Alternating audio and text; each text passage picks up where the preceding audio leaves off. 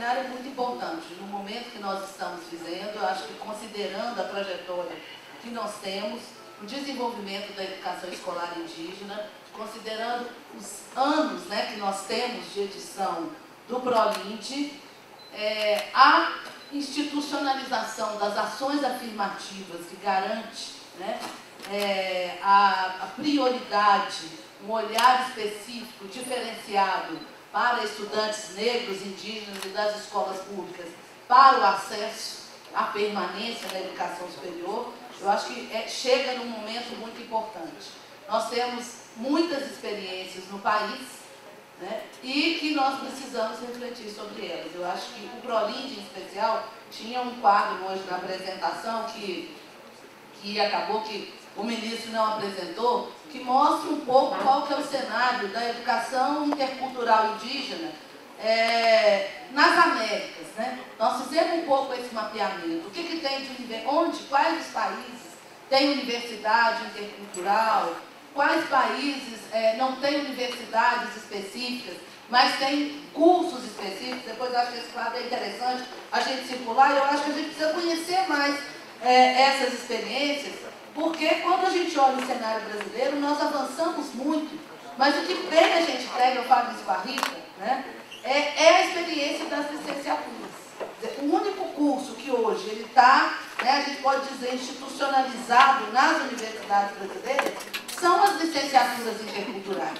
Cursos em outras áreas nós não temos, né? E assim, nós estamos nesse movimento e há anos a gente debate direitos indígenas, a necessidade de curso na área de saúde. E nós temos uma diversidade de áreas que precisariam ser consideradas do ponto de vista de se pensar a construção dentro das instituições de educação superior no Brasil, que precisam ser contempladas, né? Não é ser contempladas somente no sentido de atender as populações indígenas, mas é reconhecendo que nós temos saberes indígenas, né, que também precisam ocupar esse espaço da universidade. Então, para nós, da CECADI, do Ministério da Educação, a CESU, que tem trabalhado muito conosco, é muito importante esse seminário, professor Antônio Carlos. Eu quero agradecer muitíssimo a participação de todas as pessoas que estão aqui, porque eu sei que aqui está todo mundo com muitos anos nessa luta, engajados com essa pauta e com essa agenda, e acho que nós precisamos avançar, né? Precisamos avançar, eu acho que de uma maneira refletida, para saber quais os próximos passos, por onde nós vamos caminhar, o que é a nossa prioridade, quais que são as perspectivas. Eu queria destacar, em especial em relação aos desafios da educação superior. Na CESU, eu faço parte de uma diretoria chamada Diretoria de Políticas e Programas de Graduação. E a gente percebe hoje que a cada vez que se expande, felizmente, as matrículas na educação superior, se expande as vagas nas universidades públicas, se expande as matrículas através do programa Universidade para Todos, através do FIES, proporcionalmente se expande os novos desafios. A gente costuma falar que a universidade hoje ela está mais colorida, né, no sentido de permitir o acesso de novos atores na universidade. E quando eu falo de novos atores, eu falo da população indígena, falo dos alunos, né, pretos, pardos, e a gente sempre trata hoje, inclusive no próprio censo do INEP, né, preto, pardo e indígena. É uma realidade que está longe de ser ideal. Em especial quando a gente olha a realidade hoje das universidades públicas. Mas certamente, com a política, a lei de cotas agora que completou um ano esse ano, né, as diversas ações que permitem o acesso, para ter ideia, hoje em relação ao preto, pardos e indígenas de matrícula no ProUni, nós alcançamos ao longo desde 2005 até agora 1.277.000 bolsas. Hoje nós temos 535.000 bolsas ativas no ProUni. Dessas 535.000 bolsas, 51% é preto, pardo e indígena. Então a gente percebe também que o passo foi dado, né? Claro que o próprio tema do seminário, balanço de uma década e subsídios para o futuro, remete a quê? A manter-se o diálogo e avançar ainda mais nas conquistas. mas acho que o professor hoje foi feliz no ato de manhã dizer o seguinte: são muitos anos de desigualdade. Então esses passos ainda, eles precisam ser acelerados. Eu vou fazer uma fala bem caricatural, fazendo um pouco de dever de casa, e olhando a mesa, também essa responsabilidade de tentar expressar nessa análise, acho que mais os debates que têm ocorrido mais por dentro do movimento indígena, no seu sentido mais amplo, seja de estudantes, pesquisadores, lideranças, professores, educadores indígenas. Em 4 partes, então, bem esquadrinhadas no modelo da Academia Ocidental. Primeiro, um pouco inovações conceituais jurídicos a partir da Constituição de 1988. Sem dúvida nenhuma, essa inovação conceitual e jurídico trouxe, em primeiro momento, maior mobilização das instituições públicas pelos direitos indígenas. Eu acho que os números indicam isso, né? Número de escola, número de estudantes, tanto na educação básica quanto no ensino superior, principalmente o número de educadores indígenas, né? Acho que estamos nos aproximando de 98% de professores indígenas atuando nas escolas indígenas, e esse número significativo da última década de acesso de indígenas ao ensino superior. Acho que também é importante sempre destacar que muitas dessas conquistas são resultados da descentralização das políticas indigenistas, né?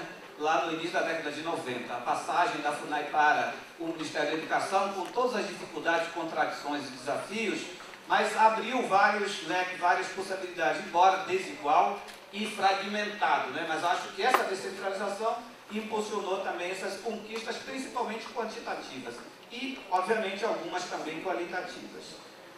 Também se começaram a surgir, se multiplicar programas e ações específicas. Aqui podemos citar principalmente a formação de professores, iniciado com os editais do ProLID, né? Algumas iniciativas no campo da elaboração de materiais didáticos, que continua, embora precisaríamos acelerar o processo, né, de elaboração e publicação desses materiais. Acho que outras ações mais específicas, como por exemplo as cotas, reservas de vagas, cursos específicos, bolsas, sem dúvida são algumas ações concretas das quais podemos falar quando estamos falando dessas conquistas. E acho que de alguma maneira foi salutar e continua sendo a política adotada ainda a partir da década de 90, que é essa ampliação do acesso de indígenas, seja a educação básica quanto a educação superior, que iniciou ainda na década de 90 com a chamada universalização dos direitos à educação básica, né? Que continua, acho que avançando cada vez mais. Bom, no item dos avanços, eu fiz um grande exercício de tentar equilibrar entre avanços e desafios, né? Porque os pessimistas sempre acham 20 desafios e dois avanços. Então tentei equilibrar isso, viu, secretária? Não foi fácil, viu? Tentar fazer esse equilíbrio. Então, entre os desafios, primeiro, sem dúvida, aliás, desses avanços, primeiro a formação de professores, por eu considerar isso estratégico.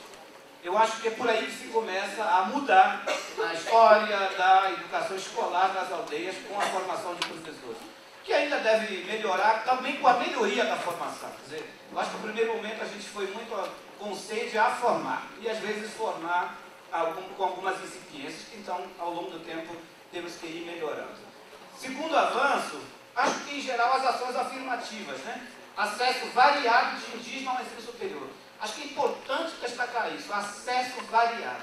No Brasil não temos e não podemos ter apenas uma via, seja via cursos específicos, cursos diferenciados, cotas, vagas e outras tantas que as universidades criativamente vão abrindo, desde públicas, federais, estaduais e particulares.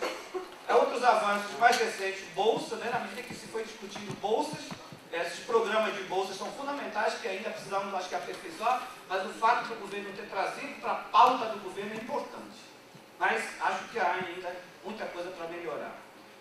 Depois, por último, né, em termos de avanço, sem dúvida, as instituições de educação superior que foram multiplicando programas, né, e ações também as mais variadas, né? Nós temos aí dezenas, né? Esperamos chegar a centenas de universidades, principalmente públicas, que têm algum tipo de programa de de acesso, permanência e egresso de indígenas no âmbito do ensino superior. Então, esses seriam os avanços mais estruturais, né? Não estou tratando aqui de ações tipo número de escolas construídas, tipo de material, porque não dá tempo, então prefiro ficar aqui nos gerais mesmo. Bom, vamos agora aos desafios, são 4 também, né? Já que falei de 4 avanços, vou falar de 4 desafios. Eu acho que a primeira, como o título diz, políticas indigenistas e dentro das políticas de formação superior de indígenas, eu acho que nós temos ainda um problema, e aí eu falo um pouco da minha experiência por alguns espaços de sistema de ensino que eu passei, principalmente no âmbito dos sistemas locais, né? Passei por Secretaria Municipal de Educação, é que a gente ainda sente, para quem está nesses espaços de política pública, é que as políticas indigenistas em gerais ainda são bastante tratadas marginais no âmbito das grandes pautas do governo, ou dos governos. Eu acho que isso para qualquer um, seja quem está com a função de secretária, ou diretor, ou gerente, ou coordenador, né? É que o tema indígena é um tema marginal nas grandes pautas do governo. Então é muito difícil você conceber programa, ação, política que vá adiante com um mínimo de consistência, apoio, financiamento e assim por diante, né? Então acho que isso em geral, não só para a educação, a gente percebe isso na saúde, outras áreas de política pública, essa ainda localização marginal da pauta indígena, das demandas indígenas. Então, acho que isso é uma luta que temos que travar. Nós, muitas vezes, estamos do lado de cá numa instituição pública, quanto com o movimento social indígena, nessa coisa de cada vez mais valorizar o tema indígena, a pauta indígena no âmbito das agendas dos governos, né? Acho que o segundo desafio, que junto com isso é a tendência então da universalização das políticas, que eu acho que é o principal desafio hoje. Como é que a gente começa a sair de políticas nacionais generalistas, universalistas, para aquilo que o próprio ministro falava hoje? Eu entendo que os principais desafios da educação indígena hoje, principalmente a educação básica, precisam de um olhar, de um tratamento, eu até diria cirúrgico. Daí os territórios educacionais. Não dá para ter um olhar geral Brasil indígena, porque o Brasil indígena é muito diverso. Então uma coisa é Yanomami, a educação Yanomami não dá para resolver como o próprio ministro, que é bom, né? O ministro agora sabe disso, não dá para resolver a educação Yanomami sem pensar num transporte aéreo, não é? Então tem que ser pensado. Da mesma forma, para o Amazonas é fundamental o rabeta, para o Centro-Oeste não é, porque é quase tudo via terrestre, ou o Nordeste, que é quase tudo também terrestre. Então acho que esse olhar cirúrgico é fundamental. Bom, acho que o segundo desafio, isso vale muito para as nossas experiências nas formações, no ensino superior, é a pouca preocupação, em alguns casos nenhuma preocupação, com a qualidade e especificidade da educação indígena. Me digam quanto desses cursos que nossos alunos indígenas frequentam nas universidades, públicas ou privadas, exceção dos cursos ProLid, quanto desses cursos que os alunos participam tem currículo diferenciado ou pelo menos adaptado? A grande maioria são currículos absolutamente tradicionais.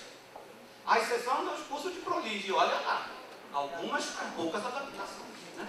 Então acho que esse tratamento ainda é um desafio enorme. Não basta apenas chegar à universidade, tem que chegar em que lugar da universidade, em que currículo esses nossos estudantes indígenas estão aí estudando. Bom, a outra questão, sem dúvida, é a infraestrutura. Infraestrutura não é só agora na educação básica, não, é para o ensino superior mesmo.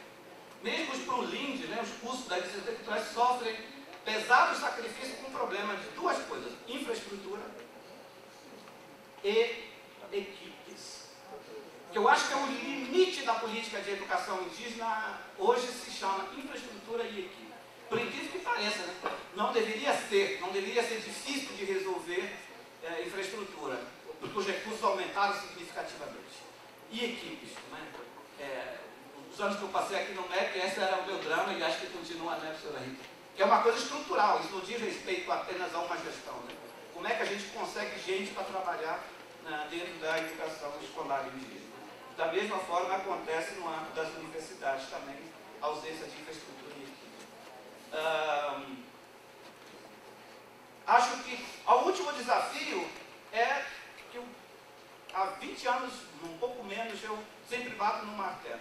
Se a gente quer um atendimento de fato com qualidade, que respeita essas realidades específicas, um grande instrumento na própria política pública que vai em contra a isso é a administração pública. É a administração pública. Agora nós estamos falando com a professora Joelma lá da UEPA, como é que eu vou trazer um professor indígena que está numa aldeia para um curso numa cidade, como é que eu vou deslocar esse professor indígena, com que instrumento passar dinheiro para que ele compre o combustível, ele aluga um barquinho, ele pega uma carona, ajuda com 50 para chegar. A nossa administração pública não permite isso. Bom, passo para a última parte, que são as possibilidades e perspectivas possíveis. Primeiro, eu acho que uma das coisas que a gente deveria trabalhar é no sentido de... Acho que nas possibilidades, uma coisa marcante, atual, principalmente na discussão do ensino superior, é o seguinte: a gente avançou muito no acesso individual de indígenas. Eu acho que estamos bem estruturados, principalmente com agora o programa das cotas e das bolsas. Mas não esqueça que, da grande maioria, esses acessos são individuais, respondem às demandas individuais dos estudantes indígenas. Nem sempre coincide com as demandas coletivas. Não podemos esquecer esses interesses e as demandas coletivas indígenas. O que eu estou me referindo? Tem que continuar fortalecendo e ampliando os cursos específicos diferenciados, porque esses sim são coletivos. Hoje, o único curso mais nacional de cunho coletivo são as licenciaturas. E as poucas experiências que a secretária até citou, no caso de Roraima, o curso de gestão e o curso da saúde. E eu acho que no Centro-Oeste, o CDB, agroecologia. Os outros todos estão em carreiras individuais, não são coletivas. Bom, mesmo valorizando esse acesso individual, eu acho que é urgente que a política pública encontre alguma maneira, tudo bem, porque os acessos são individuais, mas teríamos que estruturar, organizar as universidades para, dentro da universidade, esses indígenas tratados como coletividades, como parte de coletividades. E daí programa de tutoria, programa de acompanhamento são fundamentais, não é?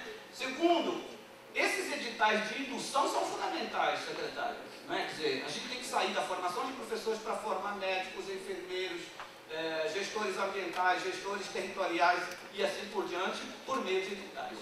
Eu, sinceramente, nesse ponto, sou bastante pessimista que, voluntariamente, a maioria das universidades públicas abram caminhos para esses cursos específicos. Acho que não vão. Então, esses programas nas IES são fundamentais. Não podemos esquecer e tem que valorizar muito o papel do MEC.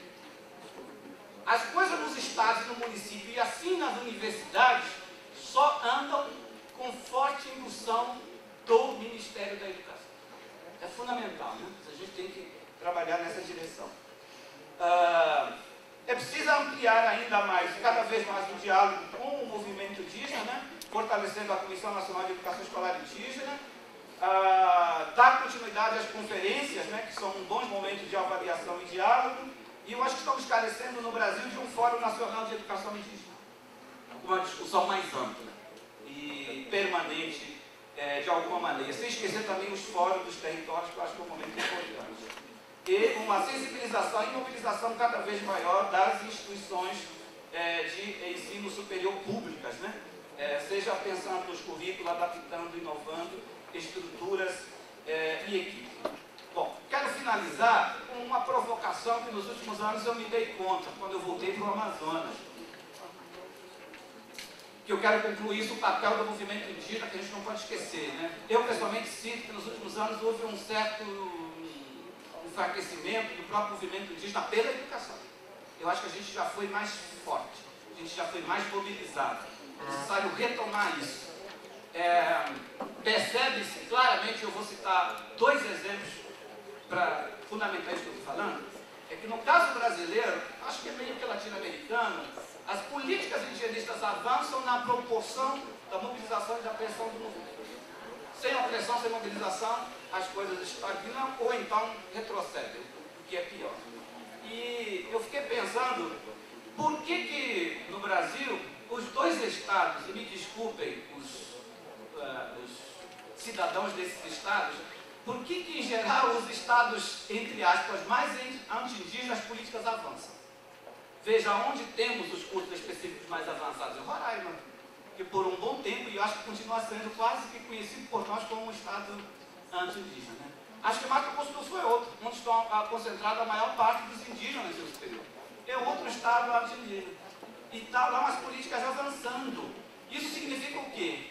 Quando o movimento indígena não se alia aos governos locais, pressiona, e pressionando as políticas crescem. Eu acho que o exemplo contrário é o meu estado, eu não tenho vergonha de dizer, né? Parece que no Amazonas é tudo amigo, né? Os brancos, os índios e os governos, é tudo amigo, é tudo dentro de casa. Mas também não tem nada de política estruturante avançando. Então, a gente fica com essa questão.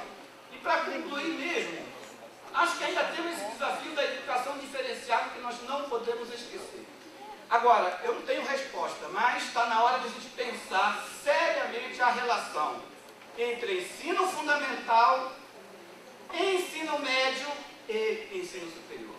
Escuta, pode ser uma bobagem o que eu vou dizer, mas eu acho que o sucesso, o que mais avançou nos últimos anos é acesso ao ensino superior. E isso pode ser bobagem. E eu acho que o sucesso do acesso ao ensino superior tem a ver com o fracasso da educação básica diferenciada. Porque se a educação básica diferenciada tivesse dado certo, dificilmente avançaríamos na educação superior. Porque há uma esquizofrenia. Uma coisa é a educação superior, que não quer saber da coisa diferenciada, e a educação básica, as CLTs, que tentam fazer a diferença. Né? Entende a provocação? Quer dizer, eu acho que uma boa educação diferenciada no ensino fundamental e médio dificultaria o nosso acesso no ensino superior, que é outro mundo, que é outra lógica bem tradicional da academia. Obrigado pelo espaço. Muita coisa aconteceu em todos os cenários, assim, e eu acho que todos esses cenários repercutem, cenários de todas as políticas indigenistas, todos eles repercutem de alguma maneira sobre a educação e sobre a educação superior, muito nessa direção, na direção de algumas coisas que o Gerson apontou. Bem, política de saúde indígena teve seu auge e vive atualmente uma situação extremamente complicada, nós todos sabemos. No entanto, está na posição que o movimento indígena reivindicou que estivesse, né, situada na secretaria, numa secretaria específica do Ministério da Educação. Nós sabemos, eu não estou julgando ou avaliando, eu estou constatando que nós vivemos, em termos da política de saúde, um momento bastante difícil, bastante nevrálgico. Que todas essas políticas diferenciadas, surgidas no pós-Constituição e, sobretudo, pós-decretos do Collor, né, houve um momento, eu creio que a que menos descontinuidade sofreu foi a de educação, que foi tendo um desenvolvimento bastante específico. Eu acho que o Gerson já nos traçou um excelente panorama, mas como é que fica, por exemplo, formar profissionais? Se a questão era formar profissionais indígenas nas outras áreas, nas outras políticas, quais foram as experiências que efetivamente foram desenvolvidas? Algumas foram. Acho que a professora Carmen, da Universidade Federal do Mato Grosso, pode nos falar sobre a questão da saúde, por exemplo, das bolsas para a formação de pessoal na área de saúde. Mas não houve nenhuma sensibilidade, não houve sinergia entre as políticas indigenistas. Por quê? A proposta do movimento indígena de 2002, que era a de criação de um conselho deliberativo, integrando as diversas políticas, ela ficou estagnada. Ela hoje foi, depois de ter sido finalmente encaminhada no segundo governo Lula, ela ficou estagnada, né? A Comissão Nacional de Política Indigenista, por sua vez, fez o melhor que pôde, levou a termos a discussão de de um Estatuto do Índio, também fomos para o Legislativo, também está lá estagnado como conselho. Nós sabemos que nós temos politicamente, nós vivemos um momento cujo principal problema são exatamente as forças anti-indígenas diante de quê? Do cenário de desenvolvimento. Diante disso surge a implantação de uma política nacional de gestão territorial e ambiental para povos indígenas, que obviamente vai colocar a questão de modelos alternativos de crescimento, desenvolvimento, como se chame, para os próprios indígenas. Se nós continuarmos caminhando com tudo isso separadamente, como será possível fazer com que tudo isso repercuta positivamente sobre a educação? Como é possível, por exemplo, que um jovem que está se formando num curso de agronomia ou de agroecologia, e aqui eu queria dizer ao Gerson que, além do curso do Inspirã, existe um curso surgindo na UFGD, na Federal de Grande Dourados, e existe um curso de ética e desenvolvimento na Universidade Federal do Pará. Né? São 3 cursos que, felizmente, depois da oficina da semana passada, resolveram estabelecer um diálogo conjunto. Então, eu acho que esse é um dos nossos outros desafios. Como nós podemos superar a dispersão, trabalhando em rede, trabalhando articulado, talvez a gente potencialize muito. Podendo deslocar um estudante que quer cursar algo que existe numa universidade, mas talvez não exista na outra, pode ser que seja muito mais simples do que tentar criar cursos específicos em todas as universidades do país, o que eu acho, francamente, irreal. Né? Mas se a gente pensar numa rede de centros universitários dedicados à formação de indígenas e relacionados às outras políticas, pode ser que a gente tenha um outro panorama. Eu gostaria de lembrar uma frase do professor André Lázaro, quando, na comemoração dos 10 anos das cotas da UERJ, que ele disse: nós vencemos. Porque um pouco antes tinha sido aprovado, há um ano atrás tinha sido aprovado então as cotas nas universidades federais. Hoje, após a fala do ministro, eu novamente me lembrei disso, nós vencemos. Sim, nós vencemos em algumas coisas, porque realmente, como o Gerson já apontou, como o próprio Antônio Carlos apontou, apesar das questões problemáticas que estão aí, nós avançamos muito, muito, muito em 10 anos. Mas nós temos desafios enormes pela frente. A minha universidade, a UEMS, ela está completando esse ano 10 anos de implantação das cotas na universidade. Foi a primeira que implantou cotas para indígenas específicas de 10% e cotas para negros de 20%. Um dado que a gente tem até hoje é que em nenhum dos anos essas cotas foram completamente preenchidas. Foi na faixa para indígenas na faixa de 60%, para negros na faixa de 70%, 75%. E aí começam então os grandes desafios que a gente tem, e as políticas públicas a nível federal então vão impactar de alguma maneira todas essas políticas. Então quando eu falei, e o Rede de Saberes, que nasceu dentro do Trilhas de Conhecimentos, e que nós continuamos mesmo após a finalização do Trilhas, ele gerou então uma experiência, que é uma experiência que eu gostaria de estar compartilhando com vocês, que tem a ver exatamente com isso que o professor Antônio Carlos acabou de dizer. É o trabalho em rede. Que é um trabalho, por quê? Porque hoje nós estamos em 4 universidades, começou com a UEMS e com a UCDB, e 2 anos depois, no 3º ano, então, foi agregada a Universidade Federal de Mato Grosso do Sul, no seu campus aqui da UANA, não no campus central, e mais a UFGD. E nesses 9 anos, nós viemos trabalhando em rede.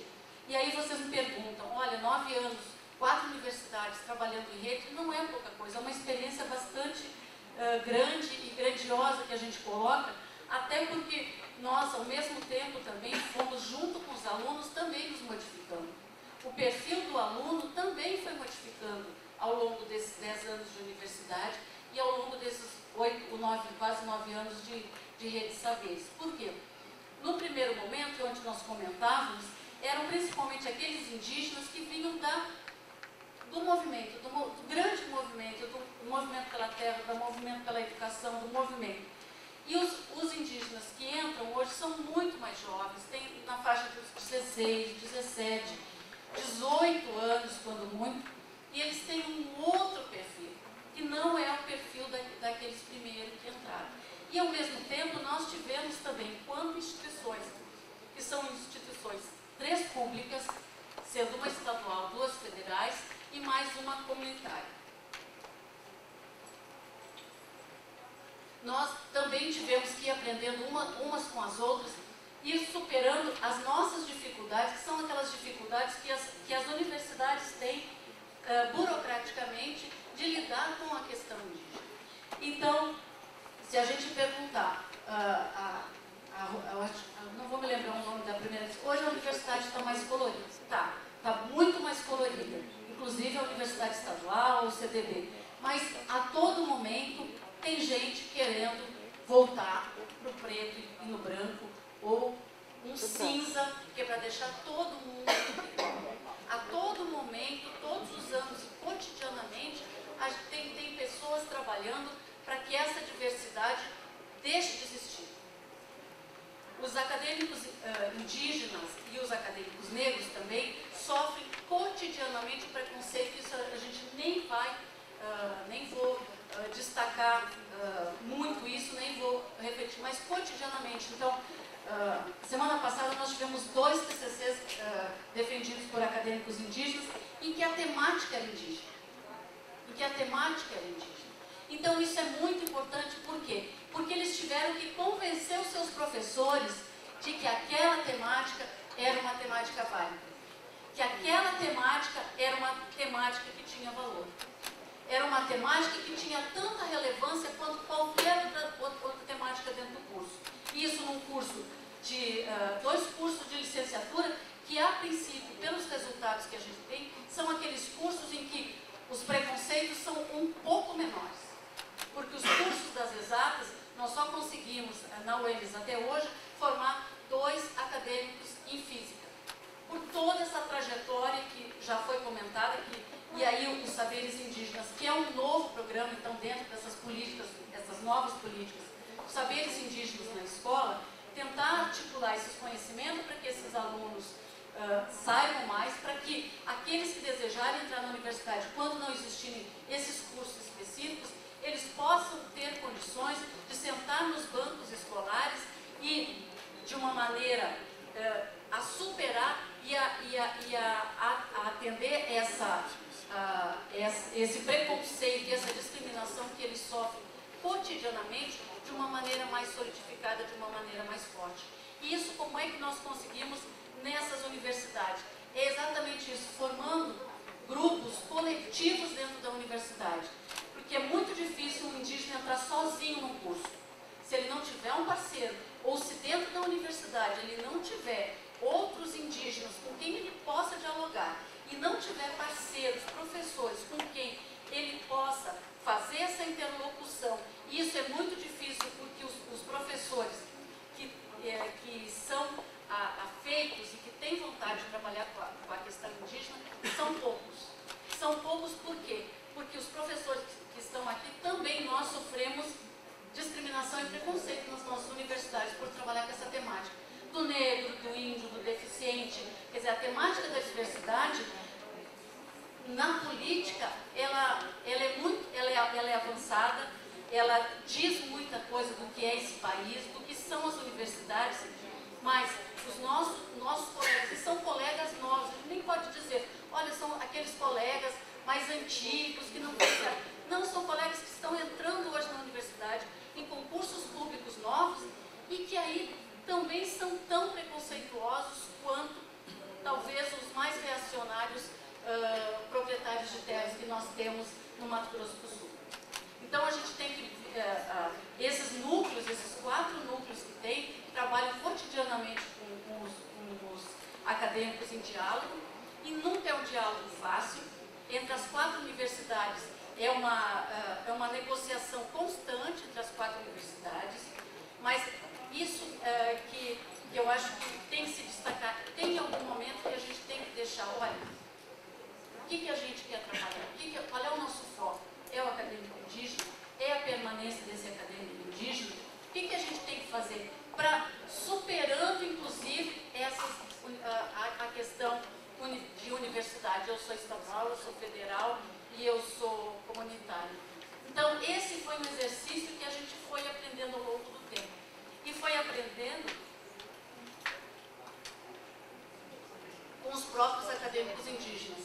Porque para eles, essa questão das universidades é importante, sim, é importante, mas passa ao largo quando tem os encontros de acadêmicos. Então, isso eles foram nos ensinando, olha, vamos superar a questão das universidades e qual é o foco? É permanência? Qual é a dificuldade que você tem na sua universidade? É essa. Qual é a dificuldade que existe na universidade? E o Gerson muito bem pontuou. Não pode ter uma fórmula, não pode ter uma maneira de acesso, não pode ter uma maneira, a permanência que dá certo é essa. A permanência não faz isso que dá certo. Não, nós temos uma experiência de 9 anos em que nós temos apoio a acadêmicos indígenas, nós temos a inclusão digital, que é fundamental, que uma coisa que a gente tem que hoje levar em consideração é o Facebook. Os alunos vêm sabendo mexer no Facebook, mas não sabem formatar e digitar um texto no Word. Então, assim, não, hoje está todo mundo incluído digitalmente. Não é verdade. Não é verdade. Faz uma pesquisa, professora, eu não sei como é que faz isso. Então, são desafios que a gente vai ter que trabalhar, nós, professores que somos de outra geração, mas que a gente está se atualizando também, que afinal de contas não pode parar. Então, nós temos essa experiência, uma outra experiência que é de articulação de grandes eventos de encontro de acadêmicos indígenas do Mato Grosso do Sul. Então, é importante que se diga que no Mato Grosso do Sul, hoje, entre as universidades, essas 4 que eu citei para vocês, que fazem parte do Rede Saberes, e que as 4 estão nos saberes indígenas na escola, e as universidades particulares, estrito senso, elas reúnem hoje 900 acadêmicos indígenas. 900 acadêmicos indígenas, de um total que se calcula em torno de 7 ou 8 mil. Então, a gente tem um desafio muito grande pela frente, em função também de ser um Estado. Eu acho que no Brasil não tem um Estado que não seja indígena, mas tem alguns Estados que eles fazem questão de demonstrar, olha, índio para nós, ele serve para política, ele serve para a gente tentar angariar voto. Mas isso também, nessa questão de terras e também nessa questão dos índios no ensino superior, hoje nós temos já do movimento indígena que saiu dois candidatos indígenas que vão concorrer nas próximas eleições. Quer dizer, já está definido isso. E isso saiu da onde? Também de uma discussão que é feita dentro das universidades, mas articulada com as comunidades indígenas. Então, essa foi uma grande reviravolta que a gente deu no programa, porque inicialmente a gente tinha um programa dentro do programa, as universidades e os acadêmicos indígenas. E não tão lentamente, porque os acadêmicos indígenas também pressionam nós nos demos conta do seguinte: não dá para a universidade trabalhar só com o acadêmico indígena. Ela tem que trabalhar junto com as comunidades, junto com as lideranças, junto com as lideranças tradicionais e junto com as novas lideranças que a gente tem. Então, esse foi um aprendizado, que foi um aprendizado importante para a gente poder dialogar.